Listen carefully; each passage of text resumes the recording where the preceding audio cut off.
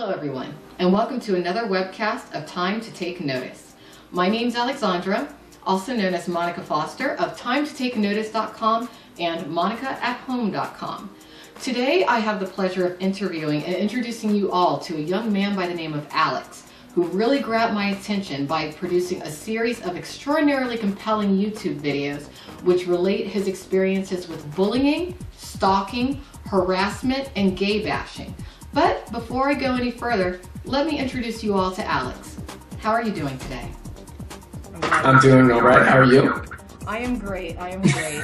We're getting this webcast together, aren't we? Yes. All right. Now, I first came across your writing on a very well put together blog about a year ago, actually, which is how you connected with me on Twitter as of recent. But tell me a bit about that blog and tell me what was going on in your life at that time, because it actually circles around being abused and you finally taking a stand, but unfortunately being condemned for it. Low Rent Sabbatical was a rewrite of an old blog that I'd written called Delusional and Directional Aspects. I've had family and friends that were supposed to be there. Now, I always had a notion that there might have been something bigger, but I never realized it because I was going through so many traumatic situations. But going back and forth, it kind of, makes you look disturbed. And finally, I came to a point, somehow, some way, where everything started to fall apart, that I actually had to go back to my past and refigure it out for myself by ripping out every piece of document that I could get my hands on. And Lord and behold, I was pretty much right at the end. So that pretty much said, well, how does one person now get over this? Well, I'm going to voice my opinions on this blog because I've done it before. Put the truth out there so somebody else that probably is a little higher educated or someone who is low rent, and I hate to use the term low rent, but you gotta own it. Just try to learn from those experiences and try to at least find a way to get yourself out there, to get what needs to be spoken for, to get your truth out there. Yeah, and so essentially with that blog, you decided to share your side of what happened at that point in time, which I think is excellent to do because there always are two sides, maybe even more sides to every story. And I think that's an excellent thing, but as a result, it seems to me, from what we've talked about a little bit earlier, a lot of people have deemed you as being, a drama queen, as being, as being someone who is just out to cause trouble, when in actuality that is not the case. Because I actually think that's where some of your bullying has stemmed from. But speaking of the bullying, let's cut to the current now. I want you to explain to the audience about what just recently happened to you at Crunch Gym, because I believe it was an instance of not just bullying, but I think it was an instance of homophobia and gay bashing, which is not acceptable in today's society. So please relate. Yes, I encountered it. I go to the gym and I've had one personal trainer just stand beside me and just literally just staring at me at this machine. And I do a very extreme workout, but it's very long. But unfortunately, this person's looking at me in such a way. And then actually, I had my earbuds on, but I had it turned off. And the person said, you know what, I'm just waiting to get on the machine. I'm waiting for this to get on this machine because of this fucking retard over here. Now, it's been going on for a long time. I mean, customers look at me a little bit weird. How long would you say this has been happening to you? When did you first sign up at Crunch Gym? About 2 months ago. 2 months ago? And yes. You didn't have any discounts or anything? You just signed up? No. Yeah, and so since you've been going there, the customers have been giving you strange looks for what... Well, some people find my workout a bit strange, so that's the difference. I mean, I just don't work out to push the weight. What I do is that I do Taekwondo while I can actually do on a treadmill. Instead of walking straight, I'll actually crisscross my feet, or I'll walk in a certain way. So it makes the workout look a little different. Not to mention that actually I work out from 5 to closing, till like 11 o'clock at night. So people look at that and go, why is he working so hard with that long span of hours? You know, I work at least four or five times a day, and I travel all the way up to like Phillipsburg, New Jersey, and I live in Edison. That's time. That's a long time. That's over an hour and a half to get to work. I don't have that time to dedicate to a gym. So I crunch my workout into like 3 days, which would make sense. Well, and also it's no one's business. You joined the gym, you paid your membership, but yet you're dealing with people harassing you. Now, from the video that I watched, did I hope I got this right, but someone spit in your water bottle? Like, what kinds of things have been happening to you at this gym?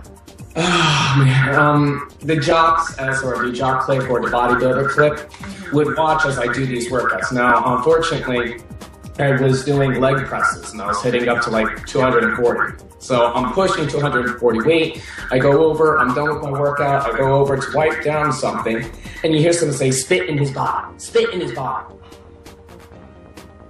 And it's, somebody mentioned, or like the reason why they don't like me is because I have too much endurance. Well, regardless, I mean, you know, we're not talking about high school here. We're talking about adult life. You know, you're an adult, I'm an adult, you're going to a gym with adults who at least, you know, at least physically they're adults. That doesn't mean that mentally they are, as we can see. Yeah, yes. But you should not have to deal with that. Now, have you ever approached management in regards to this issue? And if so, what was their response? Well, right now, as we're talking, I'm waiting for a response back. Obviously, you saw the video. I sent it to Crunch, and also I mentioned it. So we're waiting for a response from corporate and see what they have to say. Hopefully, they'll deal with the matter, and we'll see what happens there. Because I do like Crunch. I like the gym that I go to. It's just unfortunate that actually I can't go to that gym. You know, what do I have to do? Stop it and go to East Village and travel out, you know, or go to Greenwich or go to the West Village one just to, you know, be with my own kind?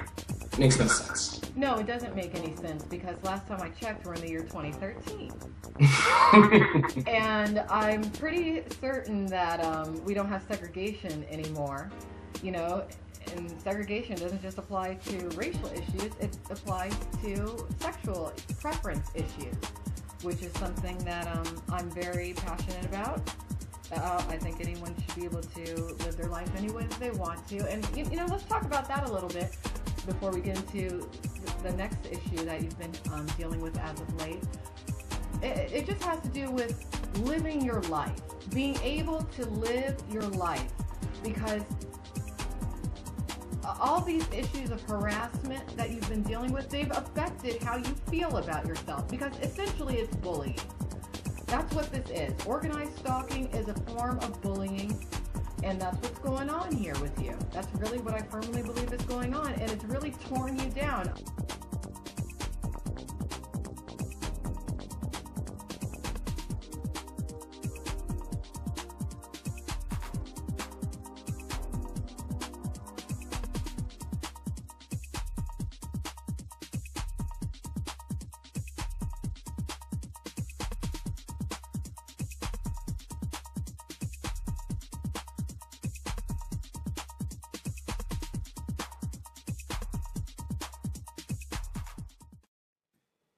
So back to the story of this great gym that actually so many people can't stand.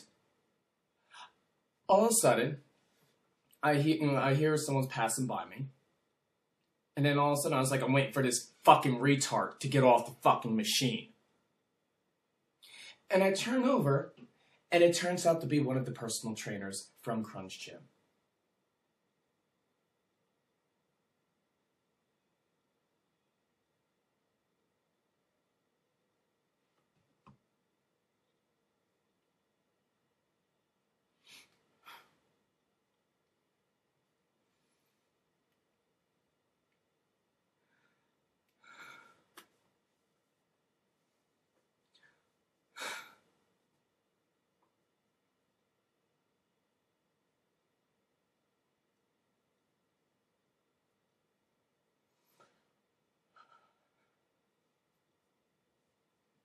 I'm getting scared for my life.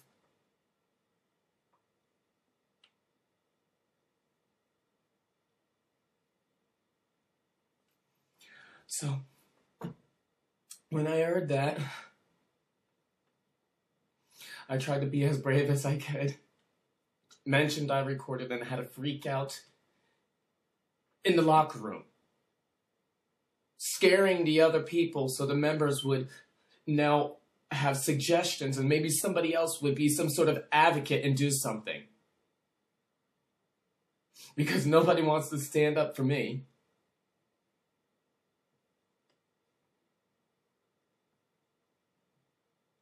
So this is my way, my attempt to maybe tell others.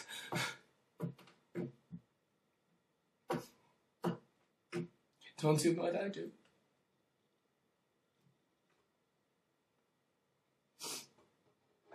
This guy was literally two things away from me. Not even 2 steps away from me. And he's looking at me in such a way that actually he's ready to rip my head off. I haven't done a thing to anybody.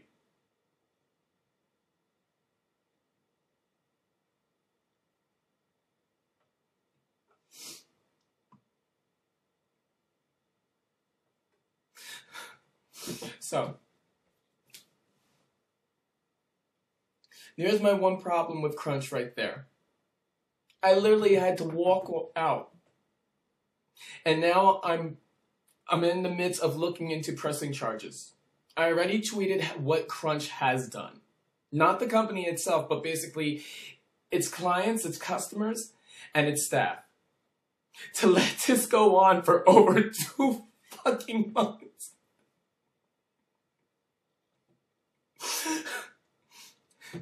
No judgments, right?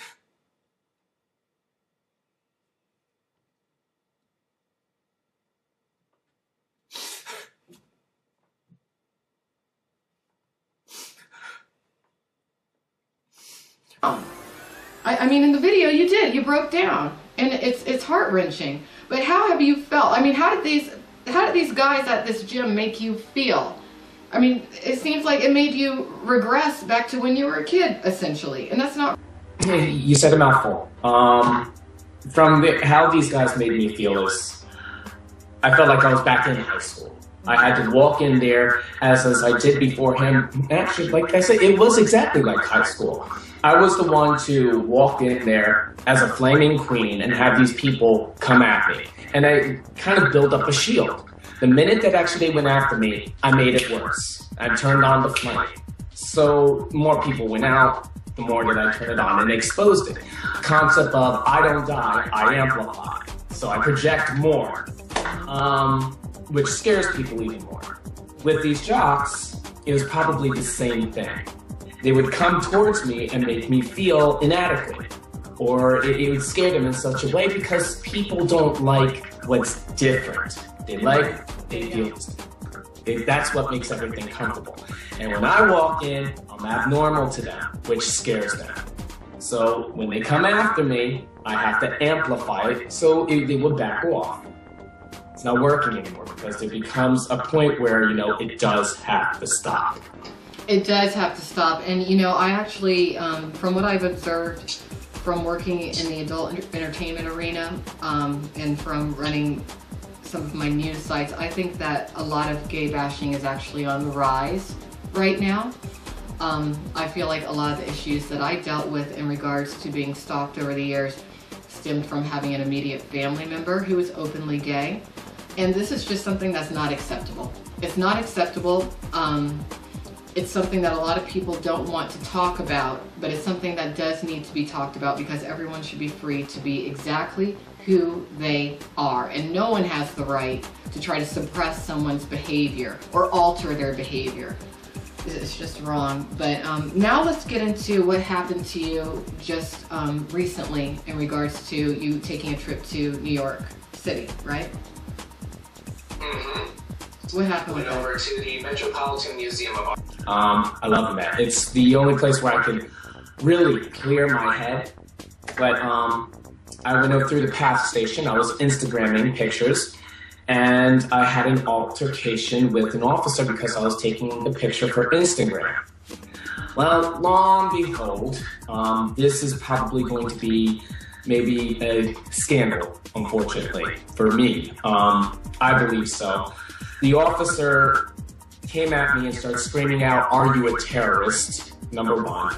To the point that literally scared me so much that I almost had a panic attack. I started shaking. It brought all strange memories. It was a complete disaster. By the time the paramedics got to me, I was hiding behind a wall, a sign, hidden behind there, crying my eyes out because this officer decided to, as they say, felt that he was protecting and serving his country. And that's me being general about it. I'm sorry, I didn't want to really too much go into too detail. It's okay, but do you, so you're just walking around taking pictures, and yeah, this did happen around the time of the Boston Marathon bombing, right? But it's easy to get wrapped up in the moment. You're at a place where you're very passionate about the art and whatnot. You're having a fun day.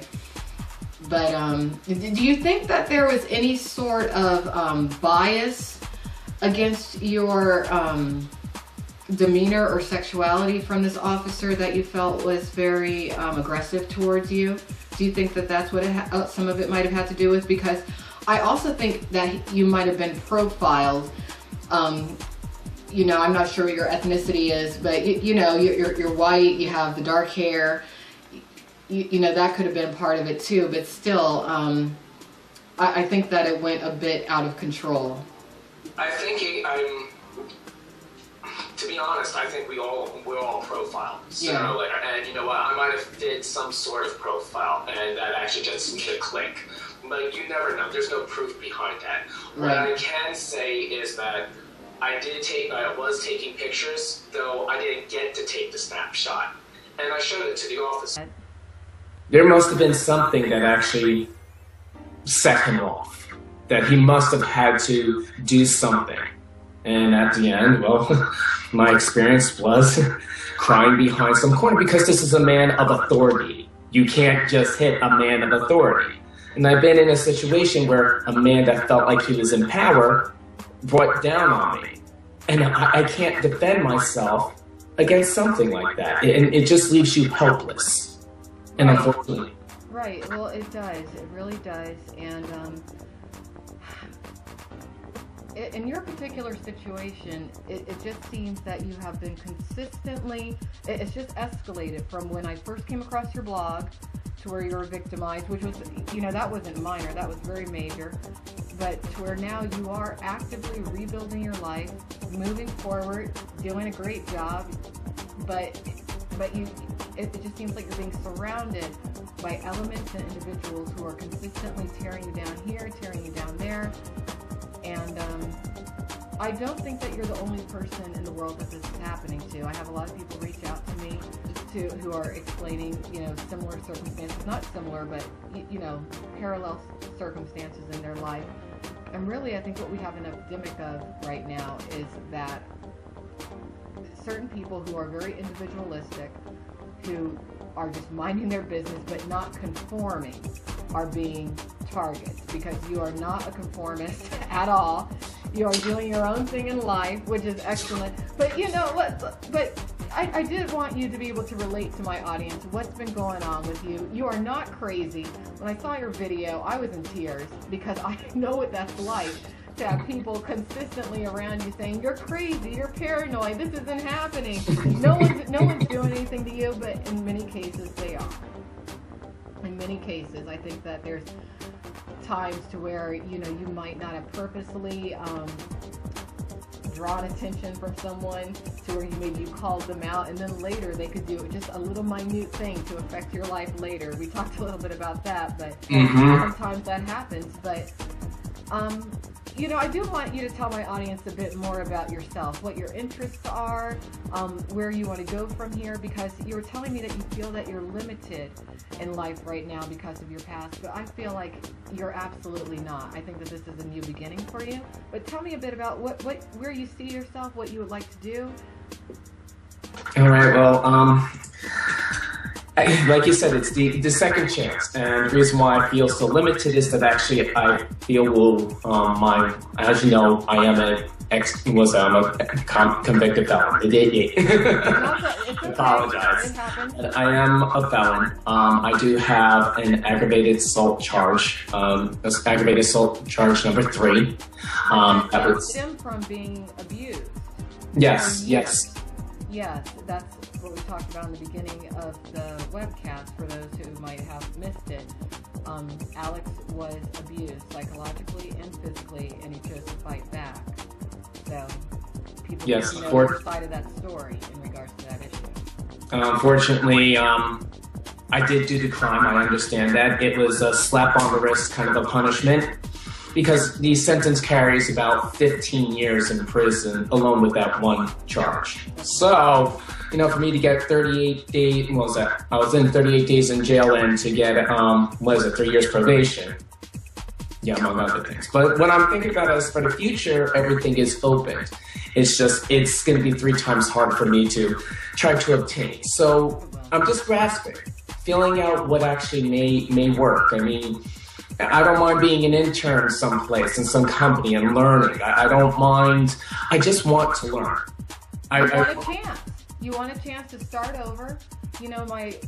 My viewers, they know that I've had to, really start over, but I do believe everyone deserves a second chance. Actually, there's a new adult industry webcast that a guy by the name of Rob Black, who was arrested for obscenity.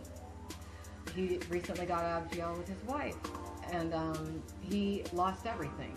He lost everything. He was a very successful pornographer, but he took the fall for a lot of people who basically, in my view, did set him up, and he's had to start over from scratch, but he's willing to do it. And I think it's excellent that you have the mindset. You gotta start somewhere. You do. You gotta start somewhere. So like I said, you never know what the next step may bring, but you have to be willing to actually take that next step. I agree. And as you said before, welcome to the next level. Now I'm at the next level, I'm just like, really? This is the next level? What the fuck? Well, I know. It's like, where are you? I don't know what's going on. I don't know. Things feel a little bit different. Life's shifting a little bit. But what I do want to announce to my audience is that Alex and I will be collaborating on a new project. Not going to say the name of it yet because, we haven't even totally figured that out. But Alex, in my view, has a beautiful, beautiful personality, a great way about himself, as y'all can see. And he is very opinionated. Maybe more so than me. I don't know. But we're going to work on a new webcast, which I hope is something that we can, maybe do twice a month or once a week, something like that, on various issues, because one thing that I really feel needs a bit of awareness has to do with gay issues. There's a lot of things that need to be brought to light, because I don't like the gay bashing that's been happening within the adult entertainment sphere. Alex has a different perspective because he's not from that world, but he's witnessed and experienced things. And well, tell the audience a bit about how you feel about gay marriage. You don't have to go into detail, but I really love the way that you presented a certain issue. It's more of a general idea. It's not the concept of gay marriage in its sense. It's the concept of marriage. I believe that actually a lot of people go into marriage and they don't have the idea, or they don't understand. Well, they do understand it. It's just to get swept away with it, and it's so forth. And there, things happen. And it just seems like a waste of time. And you go, I guess, 2-3 into it. And I believe that actually, if you're going to get married, it shouldn't feel like a process of a driver's license. It really shouldn't. You should know who you're marrying to. I mean, you should know them by heart. You have people marrying other people and then finding out 2 years later they're I'm sorry to be an extreme, a psychotic killer. You need to know your partner. Yeah. You need to know them rather well. And not even rather well, very well. Very well, yes. And yes. A lot of people don't do that. And in the article, when we were talking about a little bit, gay divorce, which is on the New Yorker, and I believe I have the article here. All right, I will post the link when I edit this. I'll post the Jesse link. Green, the New York magazine, yes. And he gives a great expose, great ideas, great quotes from lawyers. And, you know, I've always heard about men or women talking about marriage. One quote he said, and it's said about this in the marriage. What happens afterwards that those people who stay together for 30 or 40 years? What happens when they get married? What's going to happen next is that there's going to be a shift. The shift is going to be those who want to rush right into it and those that actually are naive and young.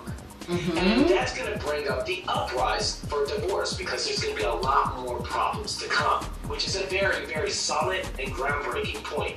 And a lot of people don't realize this. And if this is not going to be pointed out, the problems that are going to be coming, we're going to be setting ourselves up. And I don't mean that as we, I'm talking about that as, you know, an entire country, as an entire community, as straight, gay, black, white, whoever. That's a very compelling stance to take, and that is something that I hope to explore a bit more with you when we do our webcast, which will be coming sooner than many of you think.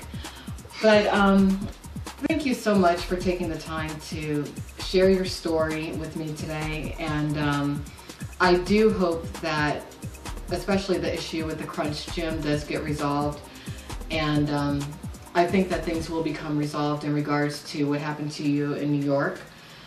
And keep your chin up, because I think you have a very bright future. Never ever believe that you are limited, ever. There are no limits. Sometimes we just get redirected. That's just how it goes. But I'll go ahead and end this webcast. But again, thank you for being here, and I will be bringing you back shortly. Well, thank you, Monica. I greatly appreciate it. Thank you to your fans as well. Thank you for giving me the time, all of you. Please, thank you so much. I'm grateful, very grateful. Thank you.